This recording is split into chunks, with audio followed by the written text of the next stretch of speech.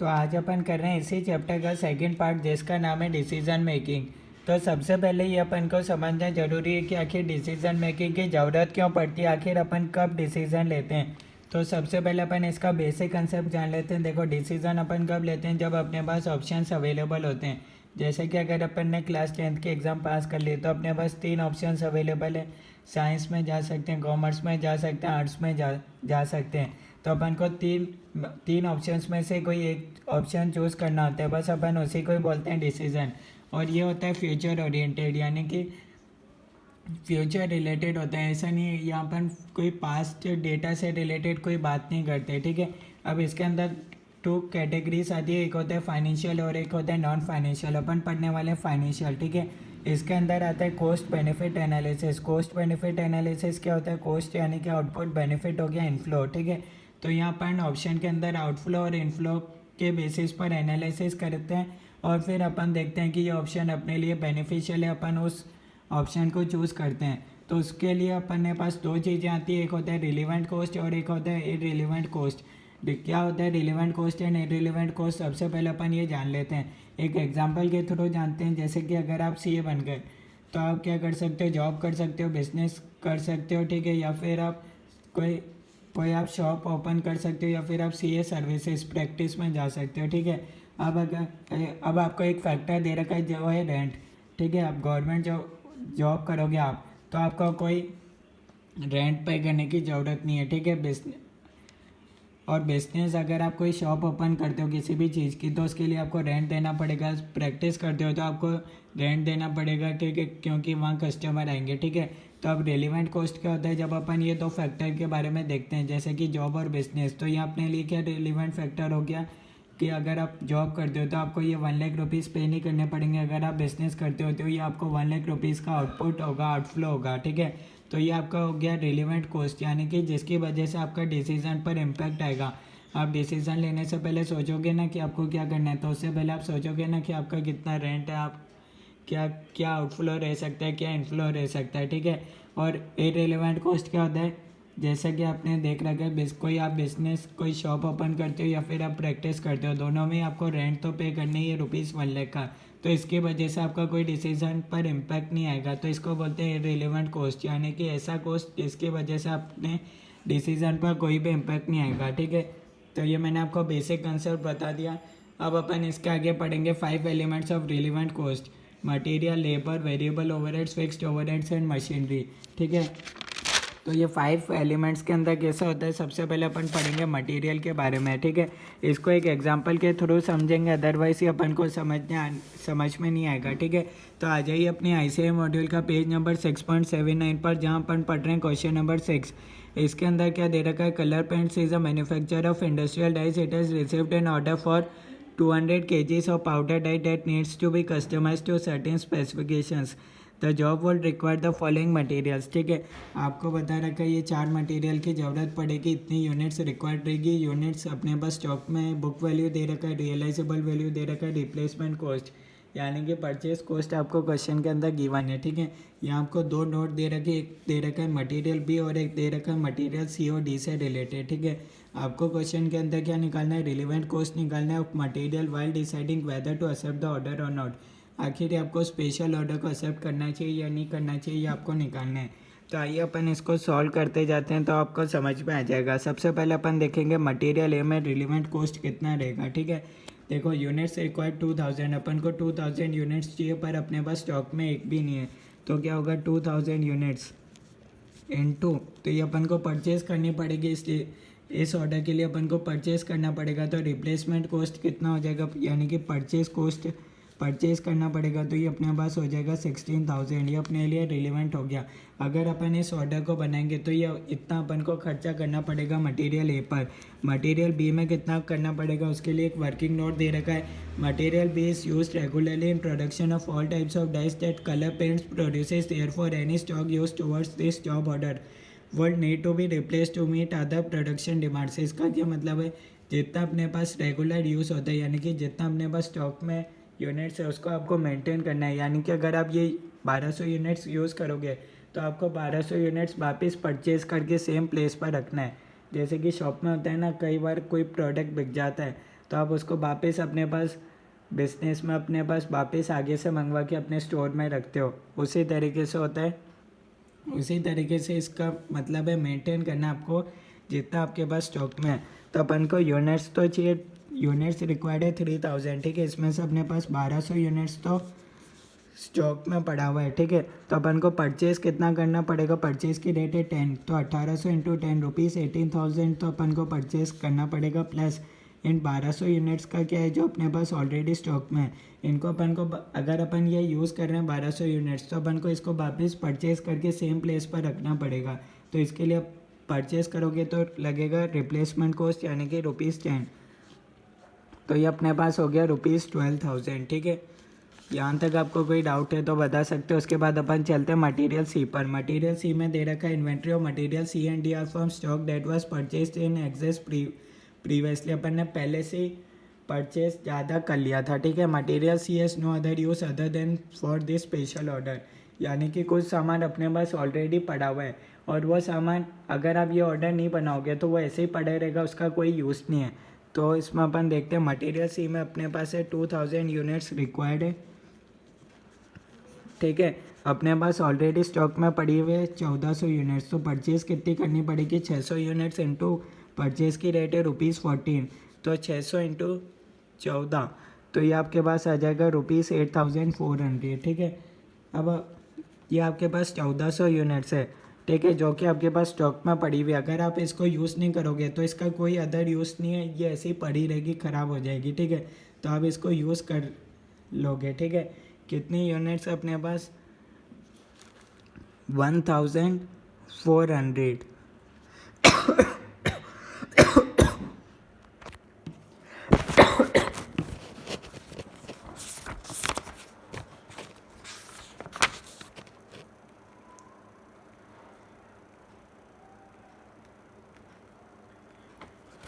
तो ये अपने पास कितना हो जाएगा इसका 1400 into realisable value. Realisable value क्या होता है, अगर आप इसको इस ऑर्डर को फुलफ़िल नहीं करोगे तो कहीं और तो सेल कर दोगे ना, क्योंकि अपने पास और कहीं तो प्रोडक्शन में काम नहीं आएगी। तो आप क्या कर सकते हो, इसको बाज़ार में बेच सकते हो। रियलाइजेबल वैल्यू यानी कि आपको इतना मिल जाएगा, ₹9 मिल जाएगा, ठीक है। तो आप इसको क्योंकि आप बेच नहीं रहे हो बाज़ार में और आप इस ऑर्डर के लिए यूज़ कर रहे हो, तो ये अपने लिए क्या हो जाएगा, रिलेवेंट कॉस्ट हो जाएगा 1400 यूनिट्स इंटू 9, ठीक है। तो ये अपने पास कितना हो जाएगा 1400 इंटू 9, ये आप करोगे तो आपके पास आएगा 12,600।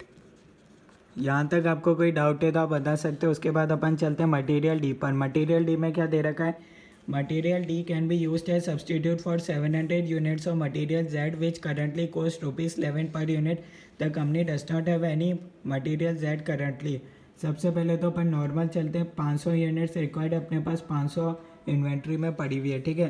तो 500 यूनिट्स, ठीक है। अपन को परचेज़ करने की तो ज़रूरत है ही नहीं, क्योंकि परचेज़ क्यों करें, रिप्लेसमेंट कॉस्ट ये तो काम आएगी नहीं। क्यों, क्योंकि अपन को परचेज़ करने की ज़रूरत नहीं है, जितनी चाहिए उतनी अपने पास ऑलरेडी स्टॉक में पड़ी हुई है।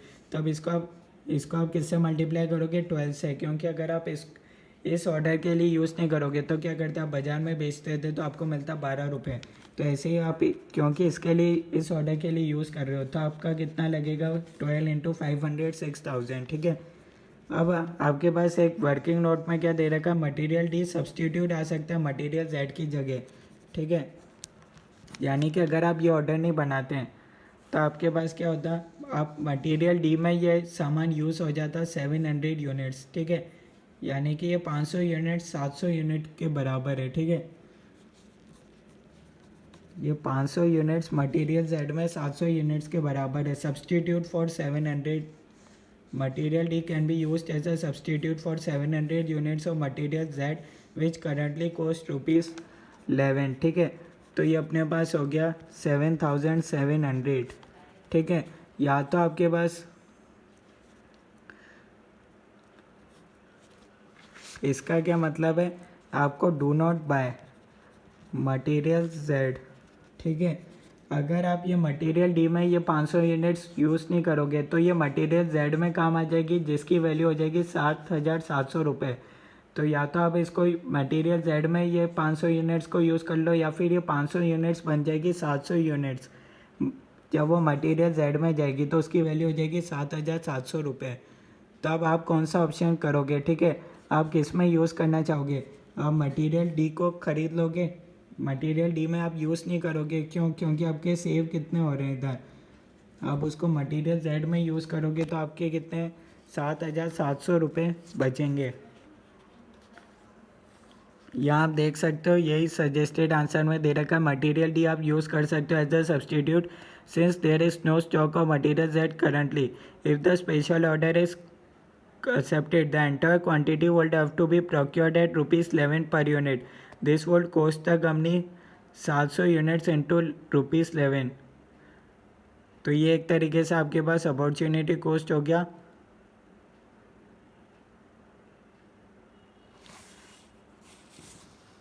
तो ये आप देख सकते हो, यहाँ तक आपको कोई डाउट है तो आप बता सकते हो, ठीक है। इसमें दे रखा है material D can be used as a substitute for 700 units of material Z. The company does not have any। तो ये आप देख सकते हो इस तरीके से सॉल्यूशन होगा, कोई डाउट है तो आप बता सकते हो, ठीक है। या तो आपके पास ऑप्शन है आप इसको सेल कर लो, ठीक है, 500 यूनिट्स इंटू 500 यूनिट्स को आप 12 रुपीज़ में सेल कर लो, या फिर आप क्या करो, सॉरी इसमें ये आप मैंने ये लाइन ध्यान से नहीं देखी थी, इसका क्या मतलब है, या तो आप 500 यूनिट्स को 12 रुपीज़ में सेल कर दो बाज़ार में, ठीक है, या फिर आप क्या करो इन 500 यूनिट्स को मटेरियल जेड में यूज़ कर लो, ठीक है, जो कि वो सब्सटीट्यूट है 700 यूनिट्स का, यानी कि आपको 700 यूनिट नहीं ख़रीदनी पड़ेगी अगर आप ये 500 यूनिट्स को इधर यूज़ कर लोगे तो, ठीक है। तो आपके कितने बचेंगे 700 यूनिट्स इंटू 11, इसकी मार्केट में प्राइस है 7,700 रुपये, ठीक है। तो या तो आप सेल करके इतने कमा लो या फिर आप इतने सेव कर लो, ठीक है। आपके पास ऑप्शन है आप इन 500 यूनिट का क्या करना चाहते हो, ठीक है। ये एक तरीके से सब्सटीट्यूट है, यानी कि आप इधर क्या कर रहे हो, सेव कर रहे हो अपने 7,700 रुपये, ठीक है। तो ये अपने पास ये क्वेश्चन कंप्लीट होता है, ठीक है। ज़्यादा काम का नहीं है, हार्डली बहुत रेयर चांस है कि ये MCQ में आ जाए एग्ज़ाम में, बाकी आप देख सकते हो, ठीक है। तो आप इसका ये डायग्राम बना सकते हो मटेरियल में रिलेवेंट कॉस्ट का। अगर आपके पास कोई सामान आउट ऑफ स्टॉक है तो रिलेवेंट कॉस्ट क्या होता है, परचेज कॉस्ट और रिप्लेसमेंट कॉस्ट।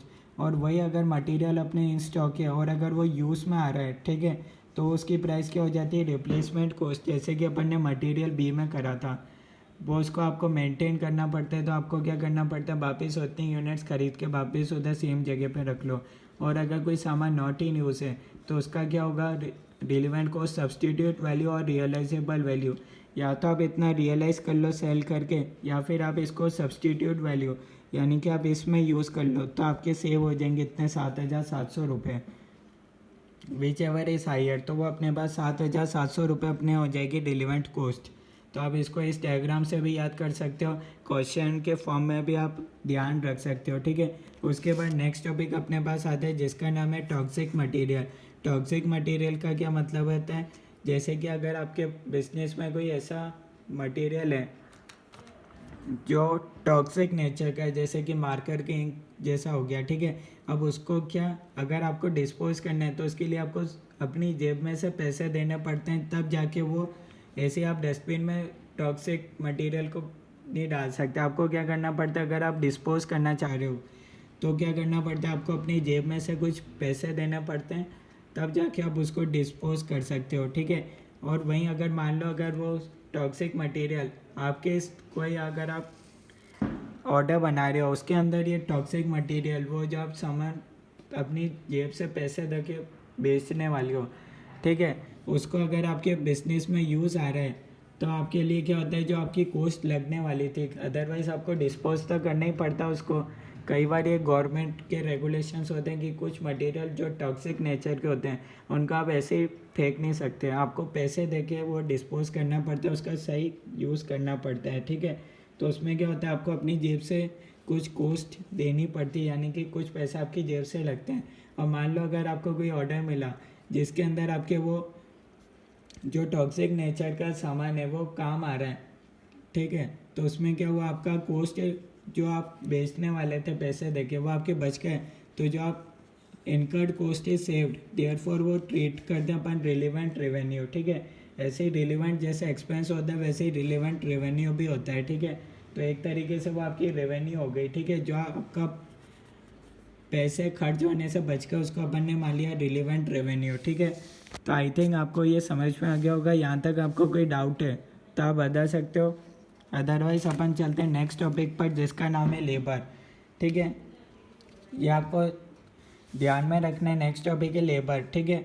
लेबर दो तरीके से होते हैं, एक होता है कैजुअल और एक होता है परमानेंट। इस केस में अपन कैसे रिलेवेंट कॉस्ट कैलकुलेट करते हैं, मान लो कैजुअल लेबर है, ठीक है। यानी कि अब मान लो एक एग्जांपल के थ्रू मैं आपको समझा देता हूँ। लेबर के केस में दो कैटेगरी में अपन इसको डिवाइड करते हैं, एक होता है कैजुअल और एक होता है परमानेंट लेबर, ठीक है। आप सब जानते होंगे कैजुअल यानी कि जो फुल टाइम एम्प्लॉय नहीं होता, ठीक है, अगर वो अवेलेबल है, ठीक है, तो रिकरिंग रिलेवेंट कॉस्ट क्या होता है, कॉस्ट टू बी इनकर्ड, ठीक है। जैसे कि मान लो आपके कई टीचर ऐसे होंगे जो आपने सीए इंटर में देखा होगा, कोई ऐसी फैकल्टी होती है जो सिर्फ आपके इंस्टीट्यूट में 2 महीने पढ़ाने आती है। जैसे कि एग्जांपल मान लो ऑडिट के आपके कोई टीचर आए थे सीए इंटर में, आपके इंस्टीट्यूट के अंदर आए, सिर्फ 2 महीने के लिए आए, ठीक है, तो उनको आप कैजुअल की तरह ट्रीट कर सकते हो। अब मान सकते हो आपने उनको फ़ोन करा, ठीक है, ये रहते हैं गुजरात के अंदर रहते हैं, ठीक है। आपका कोचिंग क्लासेस है जयपुर के अंदर, ठीक है।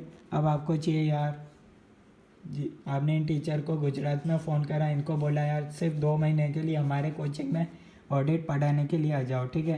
कहाँ है, जयपुर, ठीक है। अब उन्होंने बोल दिया हाँ चलेगा, आने के लिए तैयार है, तो रिलेवेंट कॉस्ट क्या होगा, जो कॉस्ट इनकर्ड होगी वही होगा, ठीक है। अब मान लो वो नॉट अवेलेबल है, यानी कि अब आपने फ़ोन करा उस फैकल्टी को, उन्होंने बोला यार जो आपने टाइम पीरियड बोला ऑडिट 2 महीने के लिए आना है, उन्होंने फ़ोन करके मना कर दिया कि हाँ नहीं आएंगे, क्योंकि उनकी ऑलरेडी एग्जांपल मान लेते हैं उदयपुर, ठीक है, उनकी ऑलरेडी उदयपुर में फिक्स था कि वो सीधा जाएंगे ऑडिट 2 महीना पढ़ेंगे उदयपुर के अंदर, ठीक है। उन्होंने बोला वो जयपुर नहीं आ सकते सेकंड केस में, यानी कि वो अवेलेबल नहीं है, ठीक है। आपको ज़रूरत है सिर्फ 2 महीने के लिए और वो अवेलेबल नहीं है क्योंकि उनका पहले से ही एग्रीमेंट हो चुका है कि वो उदयपुर पढ़ाने जाएंगे, ठीक है।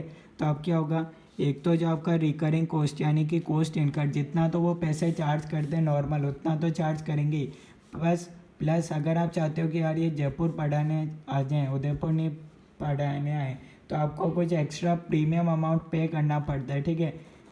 तो आप जैसे कुछ अपॉर्चुनिटी कॉस्ट पे करोगे उनको कि अगर वो ये छोड़ दें, इस ऑप्शन को छोड़ दें और इधर आएँ, तो ऑब्वियसली नॉर्मल रेट अगर आप पे करोगे दोनों जगह तो वो आएंगे नहीं, थोड़ा आप ज़्यादा पे करोगे, अपॉर्चुनिटी कॉस्ट पे करोगे, ठीक है, कितना भी हो सकता है वो।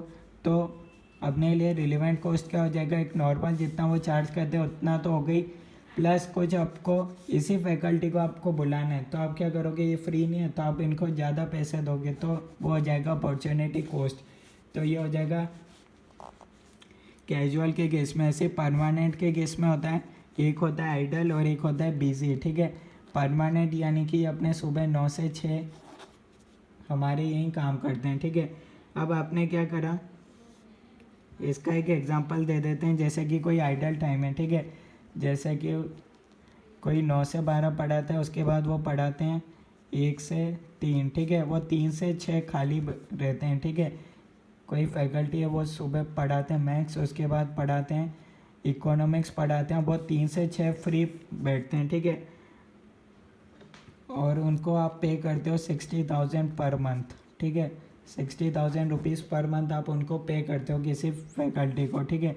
अब आपने बोला यार हमारे इधर आ जाओ, आपके यहाँ अब फ्री हो ना 3 से 6, सेम आपने ऑफ़र दिया कि इस मैं आप क्या पढ़ा लो, दूसरा सब्जेक्ट पढ़ा लो, ऑडिट ले लो 3 से 6 में, उतना ही पैसा आपको मिलेगा अभी भी, पर आपका आइडल टाइम हम यूज़ करना चाह रहे हैं, तो ये हो जाएगा आइडल के केस में इररिलेवेंट कॉस्ट अपने पास हो जाएगा। क्यों, क्योंकि इससे अपने कोई कॉस्ट चेंज नहीं हुई, तो इसको अपन बोलेंगे इररिलेवेंट कॉस्ट यहाँ अपने पास हो जाएगी। अगर अपन उनका आइडल टाइम ही यूटिलाइज़ कर रहे हैं तो और उनका पे भी सेम रख रहे हैं, तो अपन ने क्या करा, पहले वो इस समय फ्री रहते थे, अब अपन ने एक सब्जेक्ट दे दिया और सैलरी भी सेम है, तो ये हो जाएगा इररिलेवेंट कॉस्ट।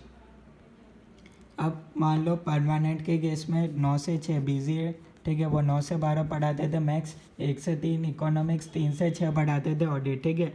अब आपने क्या करा, उनको बोला यार ऑडिट नहीं पढ़ाना है, ठीक है, ऑडिट की जगह आपको पढ़ाना है कोस्टिंग पढ़ाना है, ठीक है। आपने बोल दिया ऑडिट की जगह कोस्टिंग पढ़ाना है, तो वो फैकल्टी क्या करेगा, अभी उनको मिल रहे थे 60,000 रुपीज़ पर मंथ, ठीक है। अब आपने क्या करा, ये ऑडिट की वजह से उनका जितना प्रॉफिट लॉस्ट हुआ है, ठीक है, अब ये तीनों में डिवाइड हो जाता था। जैसे कि एक एग्जांपल ले लेते हैं, थोड़ा सही से मैं आपको समझा देता हूँ। 10 से 1 PM में क्या होता था, वो सेटें पढ़ाते थे लो। 3 से 5 PM में क्या करते थे, वो सेट भी पढ़ाते थे। और वो क्या करते थे, अब आपने क्या बोला उनको 10 से 1 PM में आप पढ़ाइए AFM, लो की जगह पढ़ाइए AFM, ठीक है। अब आप ये मत पढ़ाइए, अब आप पढ़ाइए AFM, ठीक है। तब उनका भी इसमें प्रॉफिट आता था 5,000, ठीक है। तो अब आप अगर ये शुरू करना चाहते हो, अब आप उनको बोलना चाहते हो AFM, तो आपको कितना करना पड़ेगा, एक अपॉर्चुनिटी कॉस्ट भी पे करना पड़ेगा, plus cost to be incurred भी पे करना पड़ेगा, ठीक है। यानी कि ये जो 5,000 अब उनका लॉस्ट होगा, तो ये भी आपको इसमें पे करना पड़ेगा, ठीक है। तो ये अपने लिए एक एग्जांपल है, आप देख सकते हो, ज़्यादा इम्पोर्टेंट है नहीं, प्लस बुक में ऐसे ही दे रखा है, ठीक है। हार्डली कोई क्वेश्चन है, सिर्फ मैंने आपको बता दिया, कभी कोई MCQ आ जाए तो उस हिसाब से मैंने आपको बता दिया। इस तरीके से कोई केस स्टडी आ जाए तो आप सॉल्व कर सकते हो, कब आपके पास कॉस्ट इनकर्ड होगा, कब आपको अपॉर्चुनिटी कॉस्ट ऐड करने की ज़रूरत होगी, ठीक है। उसके बाद आता है वेरिएबल ओवरहेड्स। वेरिएबल ओवरहेड्स क्या होता है, dependent on production, if any new cost incurred on account of increase production in new project it will be relevant cost. तो यहाँ कोई ज़्यादा काम का है नहीं। उसके बाद अपन आ जाते हैं फिक्स्ड ओवरहेड्स। फिक्स्ड ओवरहेड्स में क्या होता है, एब्जॉर्ब्ड फिक्स्ड ओवरहेड्स होता है, एक होता है अनअवॉइडेबल फिक्स्ड ओवरहेड्स, एक होता है अवॉइडेबल फिक्स्ड ओवरहेड्स। अपने लिए रिलेवेंट कॉस्ट कौन सा होता है, अवॉइडेबल फिक्स्ड ओवरहेड में होता है, ठीक है। और ये दोनों ओवरहेड्स में अपने लिए होता है इररिलेवेंट कॉस्ट होता है, ठीक है। एग्जाम्पल के फॉर्म में अगर मैं आपको समझाऊँ तो आप ले सकते हैं, जैसे कि अपनी सी इंटर की क्लासेस हैं, वहाँ अपन एडमिनिस्ट्रेशन स्टाफ को अपन पे करते हैं 10,000 रुपये, ठीक है। अपने लिए एक्सपेंस है। और अपन क्या करते हैं, अभी 6 सब्जेक्ट पढ़ाते हैं, यानी कि स्टूडेंट्स से चार्ज करते हैं 60,000, ये अपने लिए हो गई इनकम।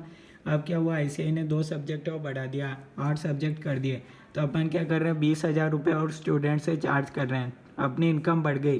पर अपन ने क्या करा, एडमिन स्टाफ को नहीं रखा, ठीक है। तो ये अपने लिए एक तरीके से आप बोल सकते हो ये एब्जॉर्ब फिक्स्ड ओवरहेड्स हो गए, या फिर आप बोल सकते हो अनअवॉइडेबल फिक्स्ड ओवरहेड्स हो गया। क्यों, क्योंकि अपना इधर कोई एब्जॉर्ब्ड, ये इसी में एब्जॉर्ब्ड हो गया, ठीक है। 10,000 पर मंथ में ये जो अपना इनकम बढ़ा, उसमें वो सेटिस्फाई हो गया, अपन को बढ़ाने की ज़रूरत नहीं पड़ी। अब अवॉइडेबल फिक्स्ड ओवरहेड्स का एग्जांपल ले लेते हैं। जैसे कि पहले सब्जेक्ट थे 6, अब अपन ने 2 सब्जेक्ट का और चार्ज करने लग गए। अगर अपन एडमिन स्टाफ की सैलरी 10,000 से 12,000 कर रहे हैं, तो ये 2,000 अपने लिए हो जाएगी रिलीवेंट कॉस्ट, हो जाएगी अपने लिए, हो जाएगी अवॉइडेबल फिक्स्ड कॉस्ट। इसकी वजह से अपने डिसीजन पर इम्पैक्ट आएगा कि यार अपन ये 2 सब्जेक्ट चालू करें या नहीं करें, ठीक है। तो आई थिंक आपको ये समझ में आ गया होगा फिक्स्ड ओवरहेड्स का एग्जांपल, ठीक है। उस ऐसे ही सेम होता है मशीन के केस में भी। अगर कोई मशीन है नॉट इन यूज़, ठीक है, कोई मशीन अपने लिए ऐसे पड़ी है, तो अपन क्या कर रहे हैं, सेल कर रहे हैं 50,000 में मार्केट में। प्लस अपन ने कोई प्रोजेक्ट शुरू करा, तो अब अपन क्या कर रहे हैं, इस मशीन को सेल नहीं कर रहे, अपन उस प्रोजेक्ट में यूज़ कर रहे हैं इस मशीन को। अभी अपन सेल करने जा ही रहे थे, इतने में कोई खास प्रोजेक्ट आ गया, अब अपन ने क्या करा, इस मशीन को अपन उसमें यूज़ कर लेंगे। तो वो प्रोजेक्ट जब ख़त्म होगा, उसके बाद अगर अपन बाज़ार में बेचने जाएंगे तो 40,000 ही मिलेंगे।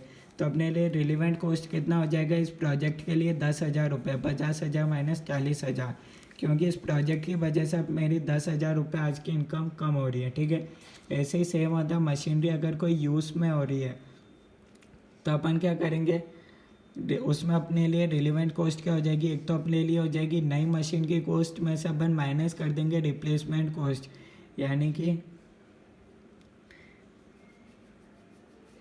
कि यहाँ अपने पास क्या हो जाएगा, अगर कोई मशीन अपने पास ऑलरेडी इन यूज़ है, तो अपने लिए क्या होगा, अपन क्या कर रहे हैं, जैसे कि कोई ऑर्डर मिला, और अपने लिए वो पहले से मशीन ऑलरेडी यूज़ थी दूसरे डिपार्टमेंट के पास। तो अब अपन क्या करेंगे, अब अपन को नई मशीन की कॉस्ट अपने पास क्या हो जाएगी, अपन उसमें से माइनस कर देंगे रिप्लेसमेंट कॉस्ट, यानी कि अपन क्या करेंगे परचेज करेंगे नई मशीन। क्यों? क्योंकि अपना जैसे ही प्रोजेक्ट ख़त्म होगा, एग्जांपल मान लो जैसे अपना प्रोजेक्ट ख़त्म हुआ उसके बाद ये क्या होगा, ये मशीन दूसरे डिपार्टमेंट में भी काम आ जाएगी। ठीक है, आज अपन ने कोई मशीन खरीद ली, अपन को पता है ये प्रोजेक्ट स्पेशल अपना ये प्रोजेक्ट था, इसके बाद अपने ये प्रोजेक्ट ख़त्म होते ही ये मशीन दूसरे डिपार्टमेंट में काम आ जाएगी। तो अपन ने जो मशीन खरीदी उसमें से अपन जो सेल कर देंगे बाद में, सेल टू कंपनी। ठीक है, किसी को भी आपने सेल करी बिकॉज यूज़ आ रही है दूसरे डिपार्टमेंट में, तो अपन उसमें से रिप्लेसमेंट कॉस्ट को माइनस कर देंगे। ठीक है, जितना अपन को कैश मिलेगा उतना अपन माइनस कर देंगे। तो जितने में अपन ने आज मशीन खरीदी उसमें से अपन माइनस कर देंगे, प्रोजेक्ट ख़त्म होने के बाद अपन ने सेल कर दी क्योंकि वो दूसरे डिपार्टमेंट में यूज़ हो रही है, तो वो उतना अपने पास हो जाएगा रिलेवेंट कॉस्ट। तो आई थिंक ये आपको समझ में आ गया होगा। उसके बाद अब अपन करते हैं क्वेश्चन। ठीक है, अब अपन कुछ क्वेश्चन करेंगे। अपन ICI मॉड्यूल में जो क्वेश्चन दे रखे हैं अब अपन उसको कंप्लीट करते हैं।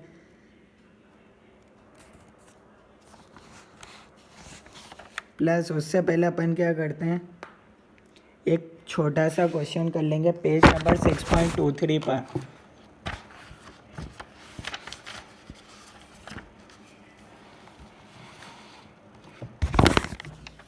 एक टॉपिक अपने पास है सेल और प्रोसेस फर्दर, इससे रिलेटेड एक क्वेश्चन है जिसमें ये आपको समझ में आ जाएगा।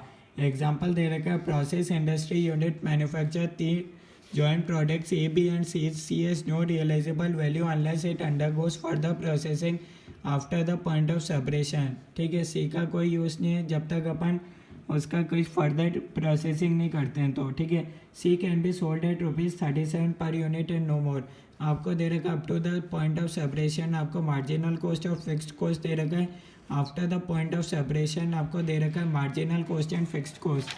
तो इसका अपन सॉल्यूशन देखते हैं, पेज नंबर 6.23 पर एग्जाम्पल दे रखा है। ठीक है, अब अपने क्या जॉइंट प्रोडक्ट है यानी कि ये इतनी कॉस्ट तो लगेगी। ठीक है, अपन को डिसीजन लेना है कि अपन को इस प्रोडक्ट को फर्दर प्रोसेस करना चाहिए या नहीं करना चाहिए।